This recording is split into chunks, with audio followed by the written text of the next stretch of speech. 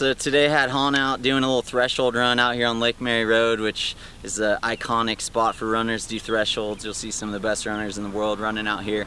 As I was doing the threshold with Anna,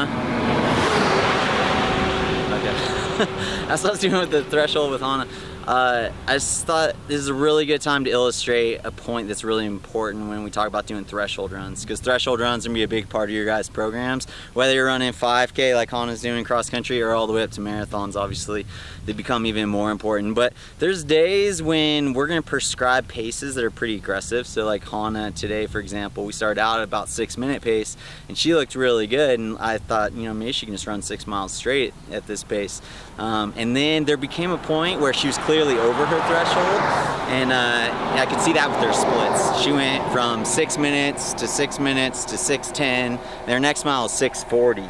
And so what's really important as you guys are doing your thresholds, if you get to that point where you're really dropping off the table and you're slowing down, you're more than, I would say, 15 seconds per mile off of pace when you're doing your threshold runs, it's a much better idea to stop, collect yourself, catch your breath, give yourself as much time as you need, and then get back into it and maybe take a little bit of the edge off the pace. So when we started back up, Hannah ran her next mile. After the 4 miles, she took a full break, and then her next mile is like 6:08, and then her last mile is 6:20, which is more kind of like in the range she should have been at. But rather than just having her slog through those last 2 miles at, let's say, 7-minute pace without stopping, it's much better idea to stop, collect yourself, and then go. So we want to give you guys the freedom for all your threshold runs.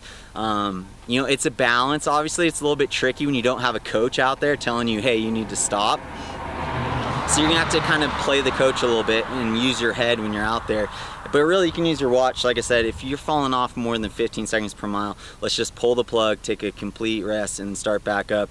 And if you start back up and then you're still really struggling and you're still way off pace, then just cut the threshold completely. The worst thing you can do when you're feeling tired or when you're struggling in a workout is to press harder. We want to press hard when you're feeling good, when you're crushing workouts. We don't want to be pressing when you are struggling. So really important principle. We talk about principles a lot at Run Free. This is a really important one. We push when you're feeling good. We give grace to your body when you're struggling. So just a little word of wisdom on the threshold.